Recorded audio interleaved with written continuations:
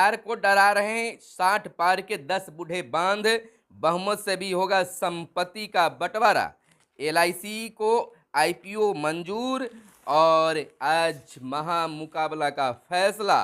बिहार के पहले एक्सप्रेसवे पर जल्द शुरू होगा काम और गंगा म्यूजियम और रिसर्च सेंटर का लोकार्पण। और बिहार के प्रतिपक्ष नेता तेजस्वी यादव ने मनरेगा के कामों पर उठाया सवाल, सरकार को घेरा, कहा मनरेगा के कामों में हो रहा है बड़ा घोटाला। पॉलिटेक्निकल कॉलेज में हिंदी में होगी अब पढ़ाई, यानी पॉलिटेक्निक कॉलेज में अब हिंदी में पढ़ाई होगी। पटना गया डोभी सड़क का निर्माण तेजी से पूरा कराए, बिहार के मुख्यमंत्री नीतीश कुमार का यह बड़ा फैसला। और मात्र 14,590 को ही 100 दिन का काम मिला, यानी कि नेता प्रतिपक्ष ने मनरेगा के कामों पर सवाल उठाया है, सरकार को घेरने का काम किया है। और कोसी मेंची लिंक योजना पर जल्द शुरू होगा काम, संजय, छात्रों को 3 साल की डिग्री मिल रही है 5 साल में। और बिजली शौचालय देकर बगहा के सुस्ता पर कब्जे का नेपाल का नया दाव पेच। और इधर आपको बता दें, युद्ध क्षेत्र से सभी भारतीय बाहर, गलत आंकड़ा देने वाले अफसर पर 7 दिन में होगी कार्रवाई, मनरेगा की बात है। और शराब बेचने में उत्पाद विभाग के 2 एसआई समेत 4 गिरफ्तार, अभूतपूर्व पराक्रम और रणनीति से 20,000 भारतीय बचाए गए। नमस्कार, मैं हूं आपके साथ सुनील बॉबी और आप इस समय देख रहे हैं खास कार्यक्रम बिहार समाचार। बिहार समाचार में हम खबरों को लेते हैं अखबारों के पन्नों से, अखबारों में क्या छपा है और क्या है आपके लिए खास खबरें। चलिए, खबरों की सिलसिला शुरू करने से पहले आपसे आग्रह है, हमारे इस वीडियो को फेसबुक पेज पर देख रहे हैं तो फेसबुक पेज को लाइक कर लीजिए, और यूट्यूब चैनल पर देख रहे हैं तो यूट्यूब चैनल को सब्सक्राइब कर लीजिए, और वीडियो पसंद आए तो लाइक जरूर कीजिएगा। चलिए, खबरों की सिलसिला हम शुरू करते हैं। जैसा कि आप जान रहे हैं कि बिहार में इन दिनों बजट सत्र का दौर चल रहा है। पक्ष विपक्ष आमने सामने भिड़ रहे हैं। जहां विपक्ष कह रहा है कि बिहार का विकास बाधित हो रहा है, वहीं सत्ता पक्ष का मानना है कि बिहार भले ही गरीब राज्य है, फिर भी बिहार में विकास का कार्य हो रहा है। यानी उनका कहना है कि नीतीश सरकार के आने के बाद बिहार में बहुत सा काम हुए हैं, हो रहे हैं और होगा भी। लेकिन प्रतिपक्ष नेता तेजस्वी यादव ने कई कामों पर सवाल उठाया है, कहा है कि बिहार में बहुत कुछ गलत हो रहा है। आपको बता दें कि गलत आंकड़ा देने वाले अफसरों पर 7 दिन में होगी कार्रवाई।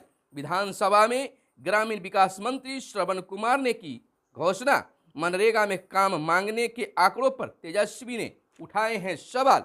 आपको बता दें कि ग्रामीण विकास मंत्री श्रवण कुमार ने कहा है कि अगर विभाग के अधिकारियों ने मनरेगा से संबंधित गलत आंकड़े दिए हैं तो 7 दिनों के अंदर उन पर सख्त कार्रवाई की जाएगी।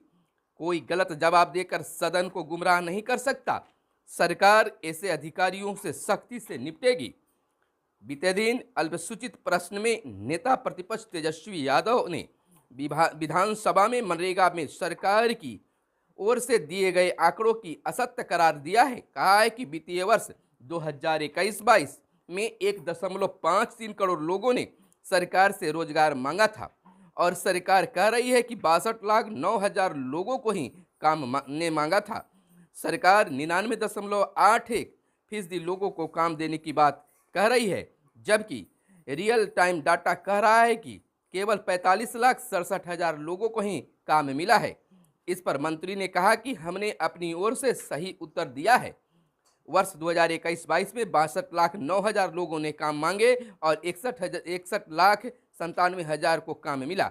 अगर सरकार और नेता विरोधी दल के आंकड़ों में अंतर है तो मिसलीड यानी गुमराह करने वाले अफसरों पर सख्त कार्रवाई करने की बात कही गई है। आखिर आंकड़ा में इतना अगर फेरबदल हो रहा है, सत्ता पक्ष कुछ आंकड़ा दे रहे हैं और विपक्ष कुछ आंकड़ा दे रहे हैं, तो कहीं तो घालमेल नजर आता है।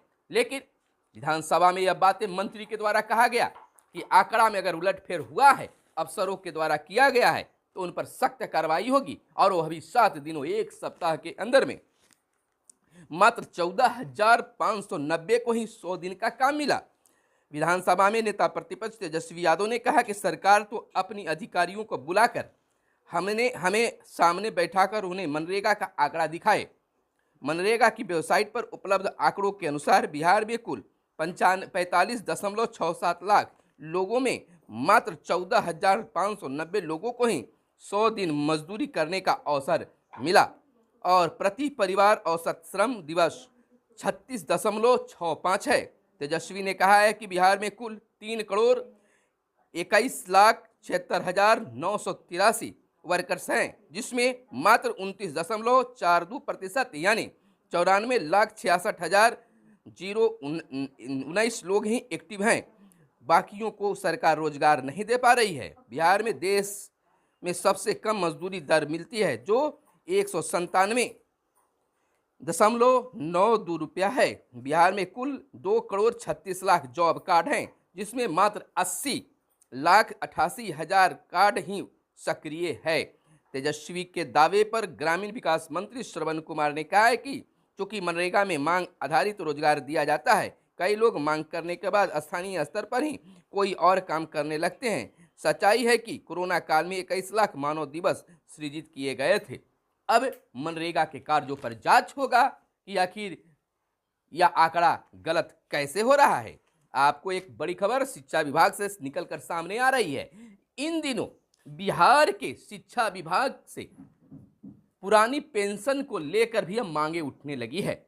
बिहार के नियोजित शिक्षक संगठन के नेतृत्वकर्ता प्रदीप कुमार पप्पू के नेतृत्व में बीते दिन पटना में पुरानी पेंशन योजना को लेकर मांग उठाई गई। वहीं अब बिहार के परिवर्तनकारी प्रारंभिक शिक्षक संघ के नेतृत्वकर्ता यानी प्रदेश अध्यक्ष वंशीधर बरजवासी ने भी राजकर्मी की दर्जा और पुरानी पेंशन योजना को लेकर आंदोलन करने की चेतावनी सरकार को दी है। जैसा कि आप जान रहे हैं कि कई राज्यों में पुरानी पेंशन की मांग होने पर पेंशन लागू करने की भी बात की गई है, लागू किया गया है। आपको बता दें कि इधर दूसरी खबर, विज्ञान एवं प्रौद्योगिकी विभाग ने कॉलेजों के प्राचार्यों को दिए निर्देश। पॉलिटेक्निक कॉलेज में हिंदी में भी अब पढ़ाई होगी। विज्ञान एवं प्रौद्योगिकी विभाग ने कॉलेजों के प्राचार्यों को निर्देश दिया है और परीक्षा में हिंदी में उत्तर लिखने को किया जाएगा प्रोत्साहित। सीएम के साथ निश्चय पार्ट 2 के तहत निर्णय लिया गया। आपको बता दें कि राज्य के सभी सरकारी और निजी पॉलिटेक्निक कॉलेजों में अंग्रेजी के साथ साथ हिंदी में भी पठन पाठन होगा।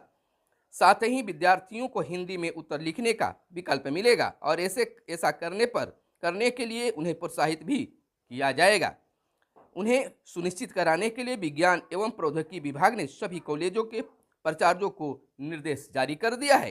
प्राचार्यों को लिखे गए पत्र में यह भी कहा गया कि अखिल भारतीय तकनीक शिक्षा परिषद नई दिल्ली द्वारा भी पॉलिटेक्निक संस्थानों के लिए हिंदी भाषा के भौतिक पुस्तकों को लिखने के लिए प्रोत्साहित के रूप में 1 लाख दिए जाने का प्रावधान किया गया है।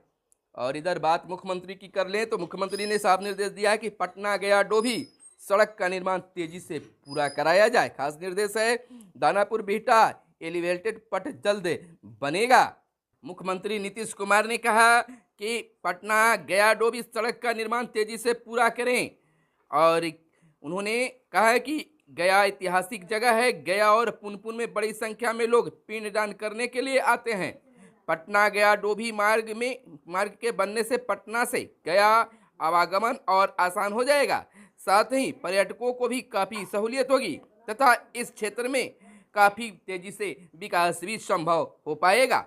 गंगा म्यूजियम व रिसर्च सेंटर का लोकार्पण जल्द, यानी कि उप मुख्यमंत्री तारकिशोर प्रसाद ने कहा है कि पटना के 336 करोड़ रुपए की लागत से बने गंगा म्यूजियम और गंगा रिसर्च सेंटर का लोकार्पण जल्द किया जाएगा। और इधर निगम कर्मियों के तबादले की अड़चनें हुई दूर और सीटीईटी दिसंबर 2021 का रिजल्ट हुआ जारी। सीबीएसई ने सीटीईटी दिसंबर 2021 का रिजल्ट जारी कर दिया है।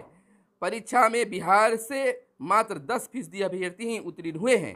बिहार से 4,90,400 अभ्यर्थी शामिल हुए थे, जिसमें 40,300 अभ्यर्थियों को सफलता मिली है। प्रथम पेपर में 30,000 और दूसरे पेपर में 10,300 अभ्यर्थियों की सफलता मिली है। और बिहार के पहले एक्सप्रेस बे पर जल्द शुरू होगा काम, सफर होगा आसान। तो खबरों में आज बस इतना ही, फिर मिलते हैं अगले वीडियो में, तब तक के लिए दीजिए इजाजत। धन्यवाद। जय हिंद, जय भारत, वंदे मातरम।